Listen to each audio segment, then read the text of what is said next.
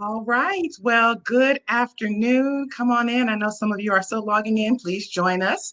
We are really excited today. It's day two of Macon Startup Week. My name is Stephanie Howard. I'm director with the Mercer Innovation Center, and I am very excited about our session this afternoon. We have Dr. Bethany Rogers. She is director of business and real estate.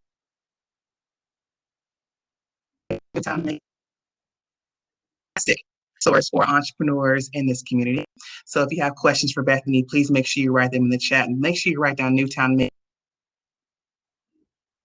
website. They have plenty of tips and tools to help you even after Macon Startup Week.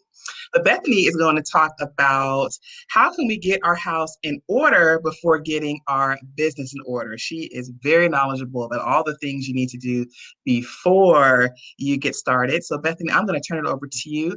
Participants, as you're coming in, if you have questions for Bethany, please write them in the chat and I will feed them to her either after or during the presentation. So again, if you have questions, just type them in the chat. I'll be moderating there. Bethany, I'm going to turn it over to you. Thank you, Stephanie. A couple things. So if as you come in, you can actually type in your name. Well, we'll see your name and your business. That would be cool just to have some idea of who's out there since we can't see you guys directly as part of this presentation format. And then there's going to be a couple times where I throw out a couple little questions just to see if you're still with me, some real basic questions around the topic of personal financials. So be at the ready to input some quick little answers in the chat box today. So my name is Bethany Rogers. I've been working at NewTown Macon about 4 years now. I do not come at this work as a finance expert, but I'm a community development enthusiast and I've learned my way around financing a lot at NewTown. And in just a moment, I'm going to talk to you about our lending programs. But I've really learned the fundamental value of business coaching and training and financing to revitalizing not only downtown Macon, but all of our surrounding neighborhoods. And I'm proud to represent them today and hope that you will. At the end of this program, I'm going to show you some of our resources and share my contact information. So I hope you will follow up with us and check in a little more to see what we're about. I'm going to start sharing my screen to show you my PowerPoint here. Okay, there we go. So welcome to probably the least sexy topic around being a successful entrepreneur. And in my experience, the most fundamental to being a successful one. And getting your house in order with your personal financials is not just about your business success, but it is really about setting you on a path to building wealth and just being a healthier, happier, more affluent human being as well as entrepreneur. And in an ideal world, we're generating at a level where we pass it on to the people and the causes that we love. So the things that we will talk about today will empower you to do all those things. So NewTown Macon, our mission is to invest in, attract, and leverage self-sustaining transformation. We're really focused on three core areas in our work, which is building place or a sense of place and community, increasing downtown residents, and growing jobs. So NewTown Macon has been around for about 22 years now, and about a decade ago, there were a lot of people interested in building downtown lofts for residents, but there was an issue. The demand was there, but developers, because bankers didn't have a lot of faith in the downtown market at the time, banks weren't willing to loan very high loan amounts to the value of projects. So NewTown Macon realized that we needed to come in and be what they call a secondary lender in the real estate world and make a second loan to these real estate developers behind the banks so that the barrier to entry with cash wasn't so high and that more buildings could get purchased, rehabilitated, and then typically with our projects, there are residents on the upper floors and commercial storefronts on the first floor. So that program has been tremendously successful. You can see here, so because we're secondary lender, we can only lend up to 40% of total project costs. We do construction though, some loans and lenders won't do construction. We're totally comfortable with that. And we've really grown the money behind these lending programs so that we can continue to invest in downtown projects. And we've recently been able to empower and invest in more Black entrepreneurs and real estate developers through this program. In one owner-occupied project recently, so a Black entrepreneur who was able to buy a building to move her business into that building. So we're really working hard to help diversify the ownership of downtown Macon through this program as it evolves. Just some little visuals. This is the Lamar, one of our earliest ones, before and after. And our goal is to have 1,000 loft units by 2022. So that's like a 10,000% increase from the 28 units just about 2 decades ago that you would have seen in downtown Macon. So once we established this solid core of downtown residents, mostly young professionals, that really generated enough core business from just the residents alone to start investing more in our downtown small businesses.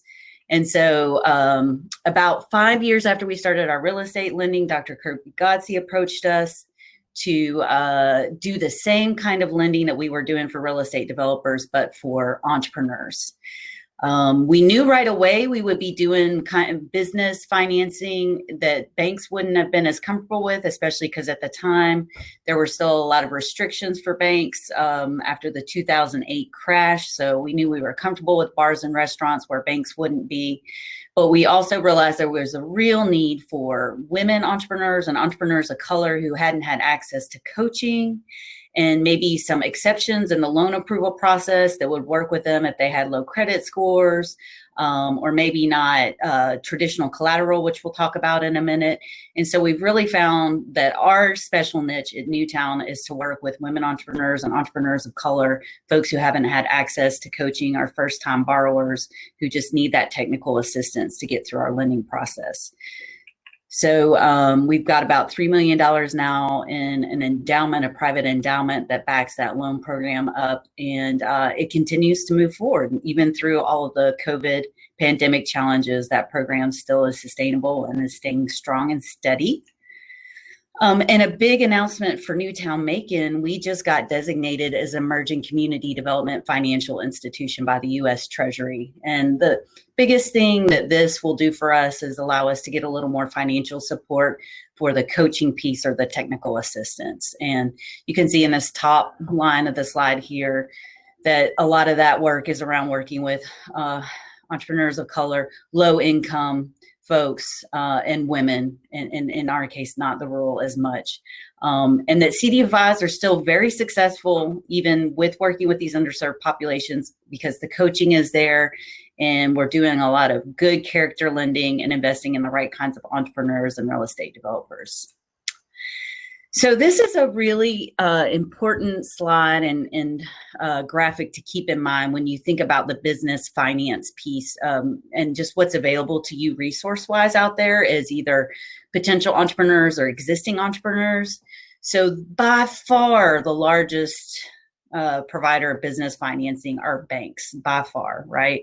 They are the biggest lenders for financing business startups and expansions. They also are the least risk tolerant, so they don't do risky loans, but their money is probably the cheapest of about anything out there except for some government and nonprofit loans. NewTown would fall into this space here, this government nonprofit sector of lenders, where we're going to do higher risk. Again, those first-time borrowers, folks who haven't had access to traditional coaching and resources to get financing, but the money's probably going to be a little more expensive than banks. Some folks have been able to generate some money, from crowdfunding to get their businesses off the ground. The online lending space is growing, but be forewarned, because there are some online lenders who really work, not like these private lenders even, but like they'd be way over here on cost because they're predatory. So be very careful for these folks. The Online predatory lenders, all they're going to care about is access to your bank account.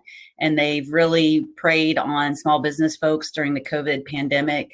So be careful when you're shopping out there. There are great reputable online lenders for financing your business, but they're going to want to know more about your personal financials and your business plan and financials, whereas the predatory folks are going to be very focused on access to your bank account.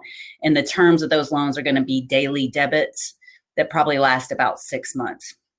The reason those predatory lenders exist, by the way, and do as well as they do, is because the people who use them are typically in such bad shape with their personal and or business financials that they're not going to get money anywhere else, or they're not going to be asked about their bad personal financials. And it's a much more comfortable way for folks to get money, even if it ultimately costs them, and it will literally cost you like 1,000 times as much as a traditional loan would. So be careful as you look out there in the online lending world. And then venture capital is really not nearly as common as the kind of attention we give it, like the Shark Tank model that's out there.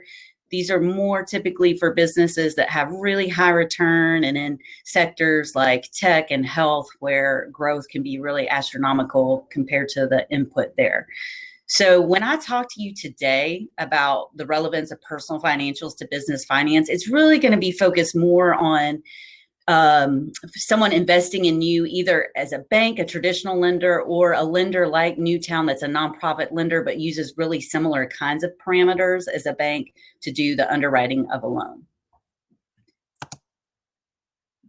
So we get into this a lot with everyone when they come to talk to us about applying for a loan, because the very first thing that they want to do, of course, is talk about their business concept and how much money it's going to make them.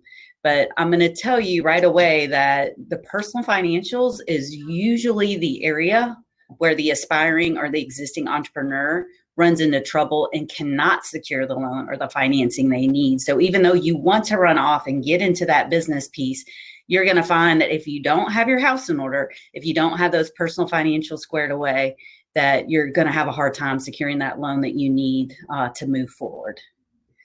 So why are personal financials so fundamental to your business success? Okay, so first of all, personal finances in and of themselves are a business operation. It's all about net income or cash flow. You have to be able to have net income with your business, but with your household. And at the end of this presentation, I'm going to talk to you about global cash flow, but it's, you got to bring in more than is going out. And a lot of times we're not going to know if we're doing that unless we're monitoring very closely both our personal and our business financials. And here is something really critical to know. This is from a Kaufman study about how the majority of American small businesses were financed. The startup of businesses were financed in 2017. So the data is starting to get a little dated. I doubt these numbers have changed at all. The number one way startup businesses were funded in the United States in this study were from the savings of the owner of the business or the founder of the business. The number one way by like double the second, which is actually developing a model that generates just enough cash flow that you can put it back into the business and continue to grow it. So it's literally just your own cash money that you got started and any kind of profit that you collect from that initial business in a really small sort of pilot mode that you can invest back in and grow the business. Then number 3 is credit cards, which you have to be very careful about, as you know. Then number 4 are family and friends. And last are banks or venture capitalists or even nonprofit lenders like NewTown. So be aware that you're really going to need to build up your own personal savings and cash reserves to be an entrepreneur, to start a business or to move into some kind of expansion phase. And also know that you're going to be required to have some kind of cash contribution to your project, even if you do secure a loan.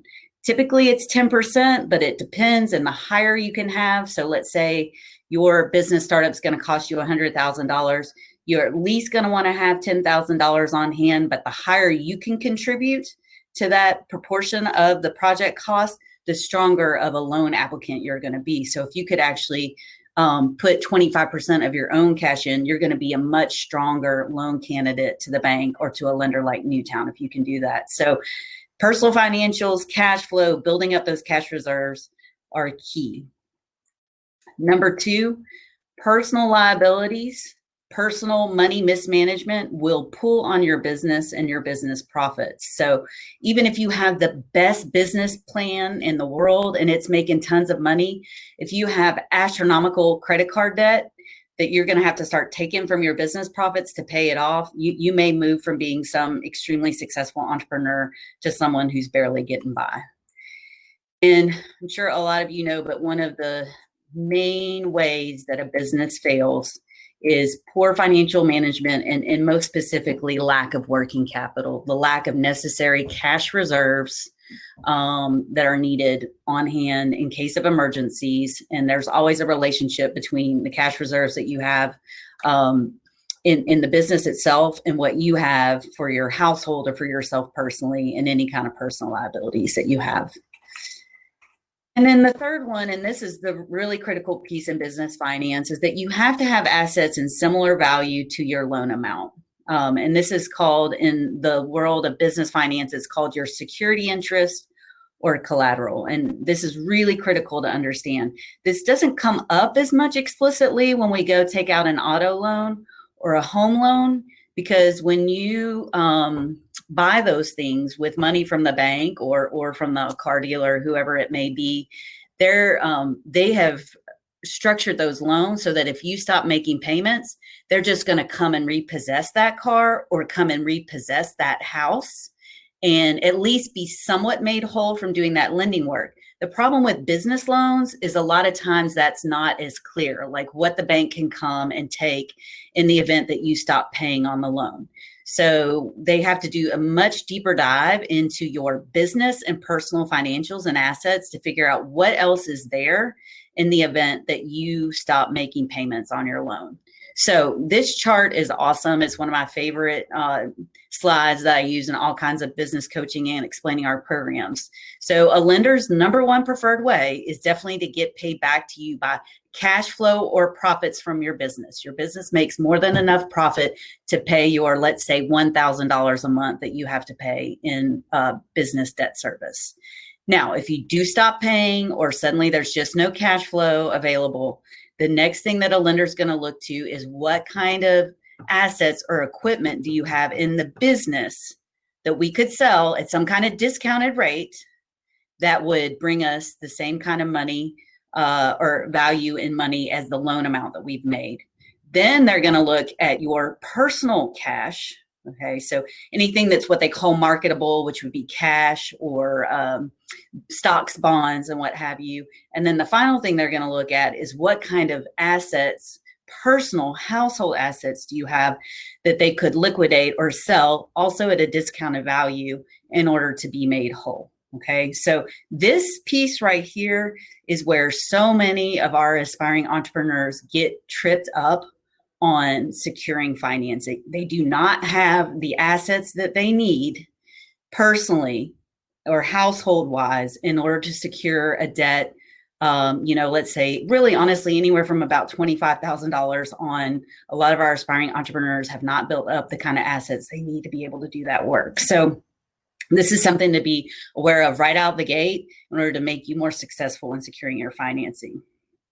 So before I get into the personal financial statement, which is basically the tool that helps you get all this in order for yourself personally, but also for you as an entrepreneur, is there anybody out there who can let me know what a typical asset would be for you personally or household wise?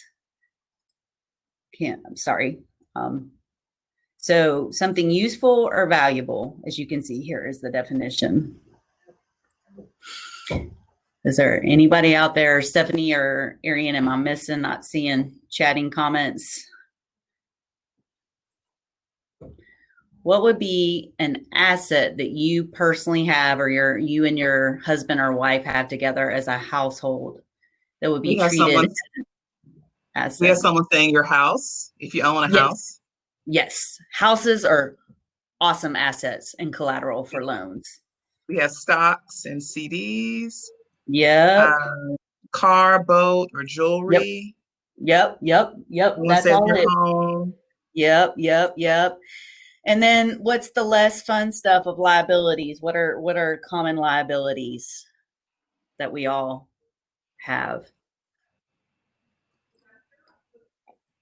I'm not sure why I can't see the chat box, so. It's okay. I will moderate it for you. I'm looking at it. They're thinking right now. Yeah. No problem. Some liabilities. So debt, credit cards, student loans, or houses, especially if your house is not paid for. Yes. Student loans, Mm-hmm. more credit card debt. Mm-hmm. Yeah. Yep. Credit cards all day long, right? Unfortunately. Okay, awesome. So the personal financial statement, let me go back one slide here if I can figure out how to do that. Yeah. So you can see here, so the very top is the assets, and there's actually a slide coming up where this is a little bit bigger. So you can take a closer look, but all the things that you've mentioned, and we'll dive into them in just a second. So essentially what you do is you take all of those, the value of those as of a specific date, and you take the value of all your liabilities as of a specific date, and you subtract, you take the assets and you subtract the liabilities, and then you have your net worth, okay? So this is the most important tool for helping you on the journey of personal wealth building. We just did this exercise as part of the Urban Leadership Academy program that Pastor Dominique Johnson does.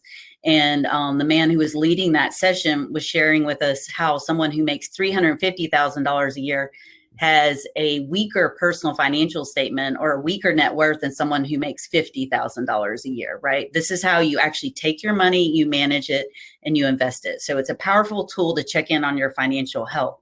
But you're also this is going to be how the banks determine what kind of collateral you have, and also what kind of overall global cash flow you have to help decide if you're going to qualify. So it will definitely be asked by any lender, that you will have to present that to any lender. And some of the more wealthy and successful developers and entrepreneurs that we work with, they have these at the ready. So they go in and they update these for themselves like every few months. And I really encourage you to do that for yourself if you've never done a PFS before.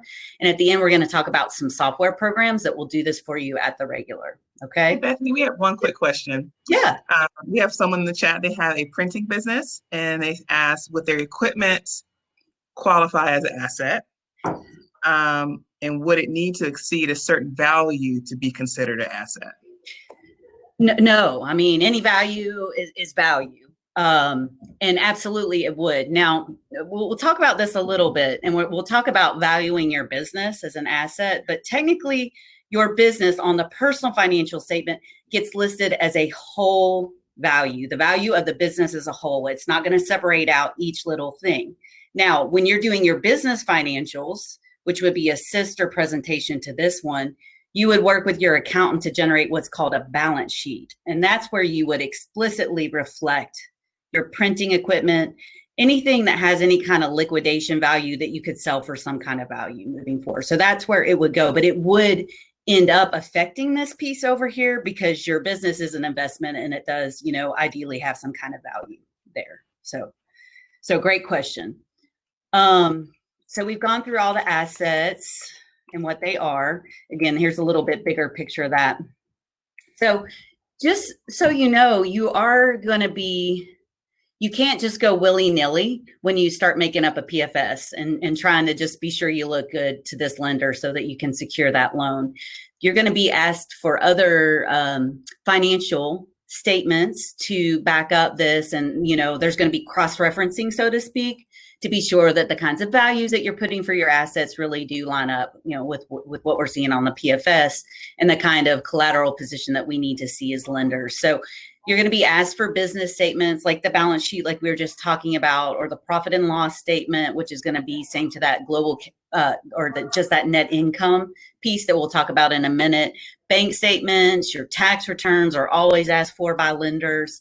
Appraisals of any property. So somebody mentioned their house. If you happen to have a recent appraisal of your property, to prove that it really is worth $250,000. That's helpful. If you own any kind of investment property, if you can show what kind of rent you're collecting with a rent roll form, anything like that to really back up and prove the value of your assets are strong. And you are going to be asked for these things from any potential lender. So a couple other things here, if I can get past my little glitch there. So a couple things to keep in mind. So cash is queen and king and everything else in between. It's we'll talk about cash flow here shortly, but it's the best. It can be, and it's also really important because it helps you. If you've got that reserve, is what I'm trying to say, then you're not going to dip into other kinds of assets that you have that are making a really nice return for you over time. And so that's really critical to have that cushion so that you don't start going and depleting your assets, whether it's on the personal or the business side. So cash is the best. Real estate is an excellent asset to invest in. It will, you can claim depreciation on your taxes. Hopefully you buy in the right area where it increases in value or appreciates over time. If it's an investment property, you also get that rental income.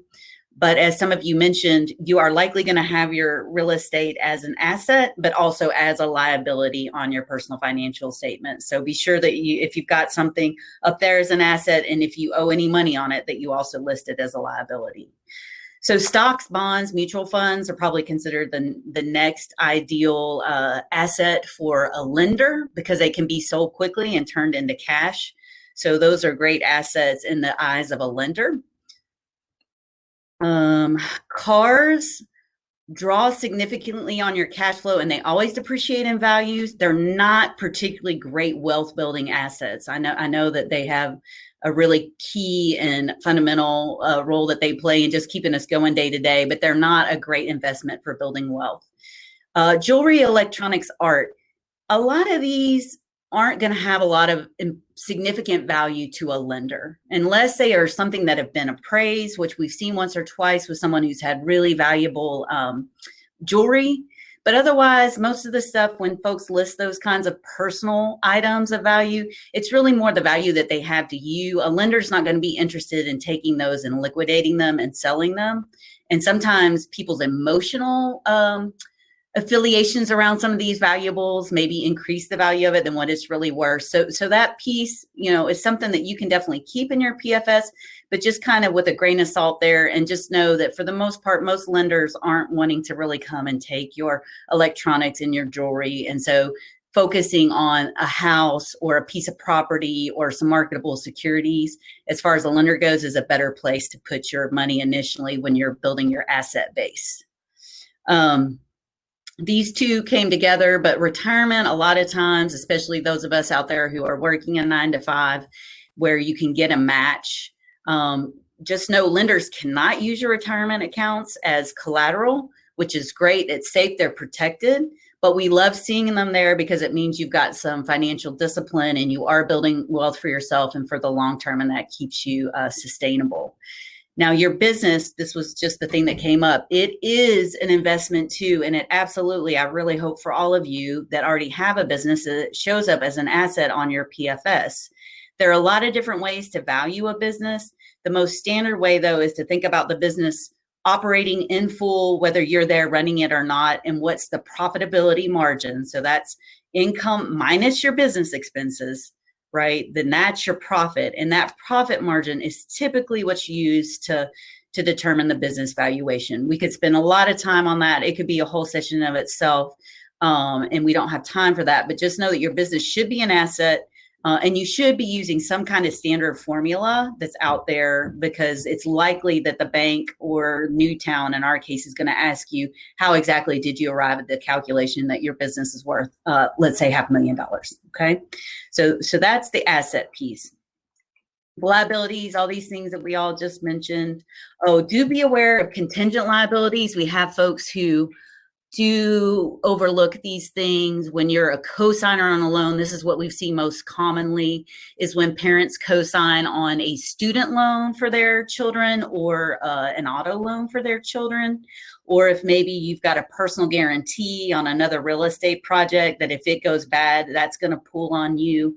The other thing that can come up that folks need to keep in mind are any kind of pending lawsuits or, anything potentially pending around child support or those kinds of things that you're going to ultimately need to treat as a liability.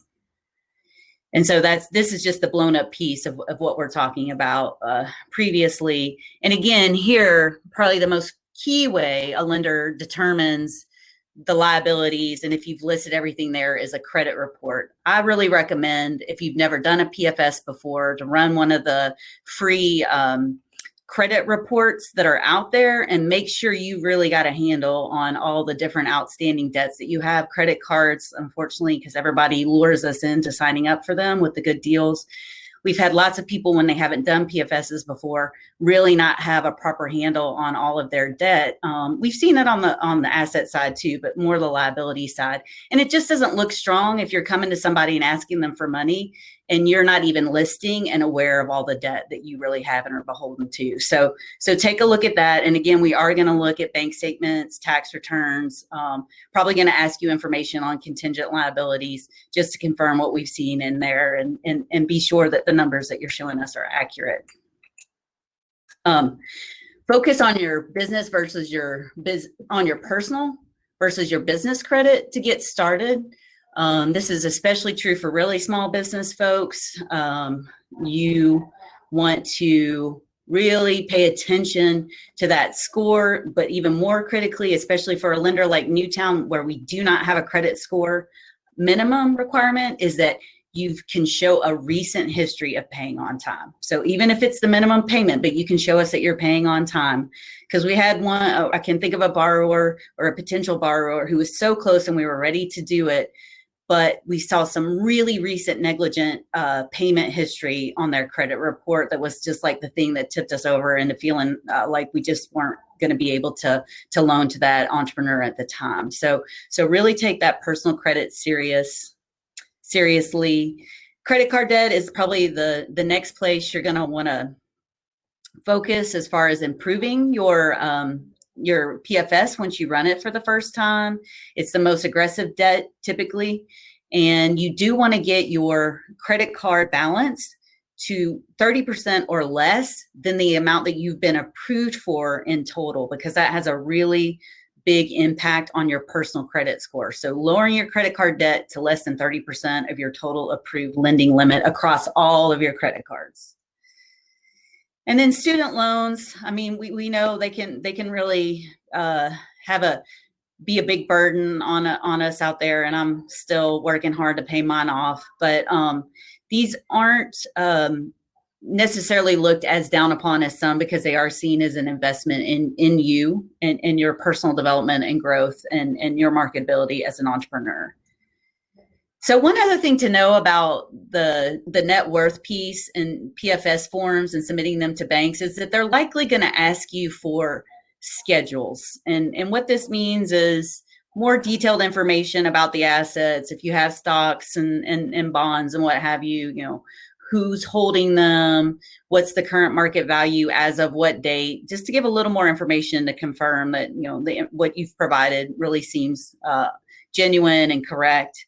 And even more importantly, they're going to want to see a schedule of your debt. So they're going to want to see, how much do you owe? How much was the loan amount? How much is your monthly payment amount? When does the loan expire? Interest rate and so on, because those monthly payments are a huge thing that come into your net income, which is the next piece. Stephanie, if I could pull you in before I go to net income and cash flow, and just see if anybody has any questions around the whole kind of net worth PFS thing there before we get into net income. Okay, all right. If you have questions related to PFS, please put them in the chat. I'll ask Bethany, what if you have never seen this before, you have no idea what you're talking about right now? How would someone that may be intimidated or has never done this, what would be their literal first step for them to start? Yeah, well, there are an amazing number of online resources out there these days. And you could Google this right away and also see some really friendly user guides on how to do it. This is what we're here to do at NewTown. I would say the other great resource provider specifically around personal finances is Operation Hope. If some of you aren't familiar with DeQuanis and Bert over there, we can maybe put something in the chat at the very end about SCORE, and they really focus on personal credit scores, but by default, they do a lot of work with folks around their personal financials and household financials. And we're going to talk about software at the end, Stephanie, but programs like Mint and stuff, which once you plug into those, I think become so user-friendly that you get very comfortable with them. And we all get real anxious about numbers and financials because it gets right at if any of you are yoga folks, and JD did his business yoga session a little earlier, it gets right at the root chakra, like our total sense of security and support. So it cannot be a very fun place to work, but knowing where you are is going to make the difference in being able to be empowered and move forward and fix it if it doesn't look great, or get even better and stronger if you're standing on solid ground financially. So, and do you have any other? Project Hope is amazing. I love the work that they do. Are there any other resources you can give if someone if their debt is large, or they're struggling with managing their debt? Any other resources you have or would suggest? Well, there's just a web resource out there that's actually called The Balance, and I'll see if I can pull it up and put this in the chat real quick. But I'm working with two screens, y'all, and having a hard time here with my mouse. I may not be able to do it yet, but it's called The Balance, and they've got a little bit of everything and some great resources for folks who want to cover everything from the very personal and household level to the business. They run the whole spectrum with their resources online. Okay. So, yeah. All right. The chat is all about how amazing Bert and DeQuanis are. So okay. Fair enough. I agree with that. Yes. Okay. Yeah. So the next piece is cash flow, and I'm sorry I keep doing that. So some lenders ask for this and some don't, but we do at NewTown, and we think it's important for you to do it as a personal exercise, and you'll see why in the end, as well as it's information that's really helpful to us to figure out if you're at a place where you're really ready to take on a business loan or not. Very, straightforward. Really, essentially what this is your household living expenses. I mean, the budget is what you aspire to, but this is like your household spending reality. And we're ideally looking for net income or cash flow, which means you've got more income than you have expenses. But it can be negative, and you're going to subtract your expenses from your income. And we work really on an annual schedule with these numbers. So when we ask folks to input these numbers on the worksheet that we provide, we're asking you to give us a typical year in your personal life, or the life of you and your partner and your family. So these are actuals. They're not your budgets or, how you hope to spend. And of course, you're going to have to show net income to qualify for a business loan. So I'm going to talk about the difference between current and projected at the end. But really what you need to do here is be sure that you're thinking about all the ways that you might be pulling in money to your household. Obviously, the most important thing, or the most obvious thing, is going to be your employment, your primary employment. That's a little easier for those of us who work 9 to 5 to know, versus those of us who maybe just pay ourselves with draws. We do want to see you paying yourself with your business and your business operation money. So even if it's a small salary, we really encourage all the entrepreneurs we work with to make that a non-negotiable expense line in your business financials. So paying yourself and whatever you're making there. And then there are a lot of ways that, households bring in money otherwise, especially these days with everything from Airbnb and eBay to maybe if you do have some kind of investment property, you get some alimony and child support that counts as cash flow. we've seen a lot of one-time payments this year that folks could treat as income stimulus payments, maybe unemployment payments, what have you there. So just be sure you're thinking about all the ways that cash comes in to your household bank account. And then the expenses, which is the much less fun part. And this is obvious. These are just your typical monthly expenses. But there may also be typical annual expenses that you want to annualize across 12 months, or maybe create, like special one-time payments that you budget into the month as a whole. Those get a little more tricky. But this piece gets a little easier these days with the way a lot of our banks can go ahead and they'll go ahead and classify our spending according to category, which can make it a little bit easier. This can be quite tedious. But it's important for you to have at least a sense. It doesn't have to be correct to the penny, but you need to have a decent idea about what you're spending and living expenses every month versus what you're bringing in income. So, and we will again here ask for information to confirm that your numbers really are what we're seeing on the net income piece. And we're going to really mostly look at the P&Ls for your businesses and the personal and business bank statements and tax returns to just verify if the income it really is what you're sharing with us. So here is where I'm gonna do an example, and then I'm gonna get into the idea of global cash flow. So Jane Doe, she owns a local boutique downtown. And she's got a salary from that boutique. She does pay herself from the business, so we love that. And she's a downtown resident. We love that too. We got a great deal on a downtown loft. She's only paying $900 a month, and she drives a Honda. Love myself a good Honda woman because I'm one. And Jane wants to expand her business, so we use these numbers to make it a clean $1,000 a month payment, right? So as a lender, I want to know, does she have enough monthly net income to cover this? And are there assets that if she does stop paying on it or something terrible happens and she can't show up to work anymore, is there a way that as a lender that I can get made whole by making this loan? So let's show this. I hope this is big enough for folks to see.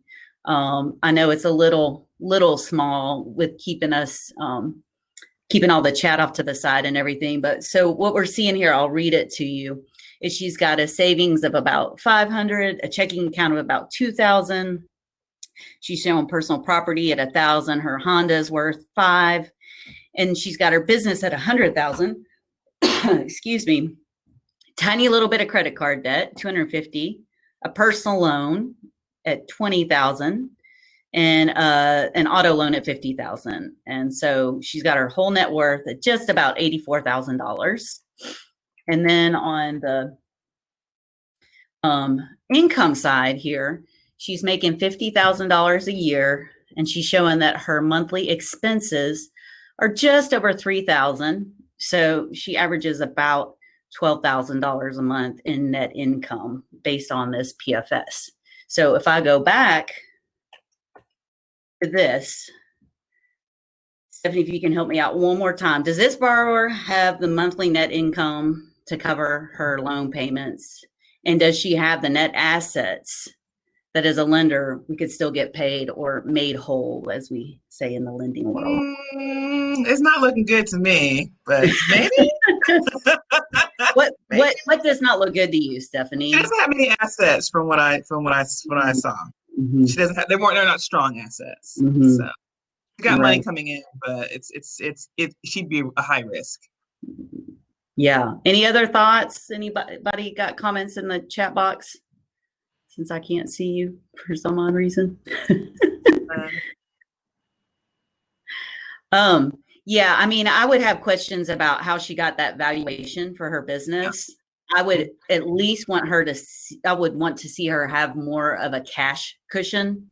Yeah, she's real tight. 500 is, I mean, you could overdraw that all day long. I would want to know more about that personal loan. So when we did that PFS statement, I mean, she's a made up person, but it was before we started doing the schedules. Like if that's a predatory loan where she's having to pay, I don't know, $200 every week, that could really, present some dangerous possibilities there too. So that's, even though we're showing her just making enough in cash there to pay it, it would be a little tighter than we would want to see. But more critically, as I've noted, it's that collateral piece that tends to really be a challenge for folks when they're trying to get, secure a bigger loan and go bigger with their business. That's that catch-22 is finding assets, being able to acquire things that are assets. Yes, exactly.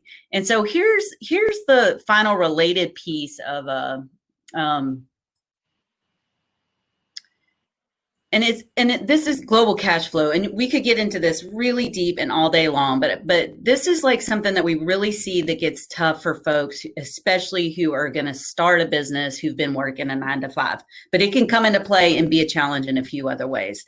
But essentially what you're doing is looking at, where will I stand with all my income from me as a household and the business, what it brings, after I pay my personal debts?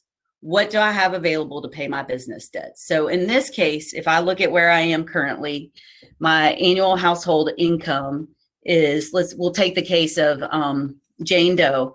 So she's able to pay herself $50,000 a year.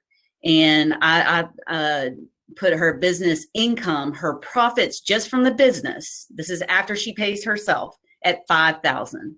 Okay. And she has about $8,000 in annual personal debt service. So what's left is what she's got to service any loan. So at this point, she has no business debt, we'll say. Okay. So that's the global cash flow piece. The piece that gets more critical, that you should all run for yourself, and really be sure that you're ready to go apply for this loan and take it on, is what I call the projected piece. So this is, what will I make once I either start my business or I expand it? So an easy example is, I work a 9-to-5, I make $60,000 a year. In year one, when I start this new business, I'm only going to make $30,000 a year. Okay. So if I only make $30,000 a year in my household income, even if everything else holds steady, but then I also take on debt that I didn't have before, you may find, especially with your household expense obligations, that you're just not going to be able to support that. And a lot of people don't run the scenario of what it's going to look like if you do get the loan, and if you do make the switch, and realistically how much money you're going to make, and realistically how much your business is going to make. So if you were to take this example here, so I just used Jane Doe as an example. So I'm going to say that Jane wanted to hire someone new and get a little more inventory, okay, in her existing business. She was tired of working in the store 60 hours a week, but to hire someone that she could trust meant that she was going to have to pay herself less and not have any profit for the first year, right? So she went from 55,000 of global income to just 35,000. So her personal debt held the same, but when she went from servicing, I just made this number up to make this a little more clear. So let's say she had an existing $5,000 loan. Currently, she has a coverage ratio of almost 10 times as much. That looks great. If you're making 10 times more in global cash flow, or if you have 10 times more in global cash flow than you have in what you need to pay for your loan over the course of a whole year, that looks really strong. But in this case, because her global cash flow went down to 26,000, and now she's got to service almost 3 times or over 3 times as much debt, her coverage ratio has gone down significantly. And it went from, a scenario where she was standing strong to a financial scenario that could be very, very precarious for her to navigate. One false move and she could really be in trouble. And so when you're looking to expand your business or start one, you need to be honest about this global cash flow picture. And that net income piece of the PFS is there to help you think that through. But run the numbers, see what your loan amount would look like. When you talk to lenders, find out what their terms are and what their average interest rates are, so that you can run these for yourself and get a sense of whether you're really going to have the overall cash flow to service the kind of debt that you think you're interested in obtaining for your business. And just to finish here, we have about 5 more minutes. Yeah. net income is where it all starts, right? Even with personal financials, because you got to have the cash flow to start building the assets and then start eliminating the liabilities. And the insurance, when Josh first started sharing this, my colleague Josh here at NewTown, I was like, really, adequate insurance? And then he told the story about his neighbor who had a catering business and didn't have insurance for his home, which was also his place of business. And so when it went down, he lost absolutely everything. So you do have to protect yourself from at least the most catastrophic scenarios, so you don't lose everything that you've invested in.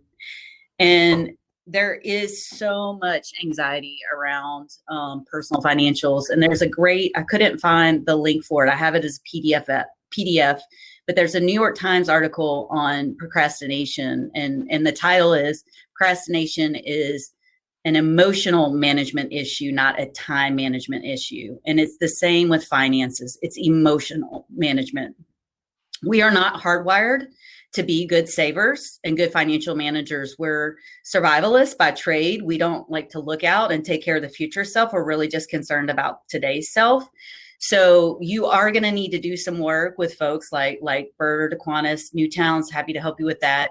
But you are going to have to spend some time on that household piece and your personal financial piece to be successful entrepreneurs. And I really do like some of the software tools that are out there to help you with the personal financials. I think it takes some of the anxiety out, because once you get it set up, it goes in and it automatically updates everything in real time, and it shows you where you stand. You don't have to do like the inputting into a spreadsheet on a constant basis. These are some that I'm familiar with. The top two, Mint, which is owned by Intuit, the QuickBooks makers, Personal Capital. These help you run personal financial statements as well as doing the budget piece. I don't think they're as strong at the budget piece.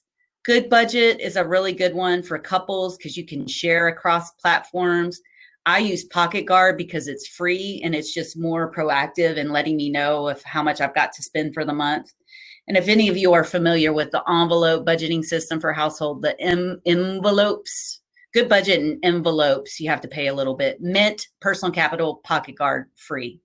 And I would encourage you to look at the same kind of software that's really getting sophisticated on the business side that does a lot of this for you as well. The QuickBooks Online, the Zeros, the Zoho is a new one I just heard about that's good for really small businesses, or FreshBooks, where they're able to link up to your accounts in real time, right? And give you up to the minute reports on your balance sheet and on your income statement, so you can have a really solid idea of where you stand.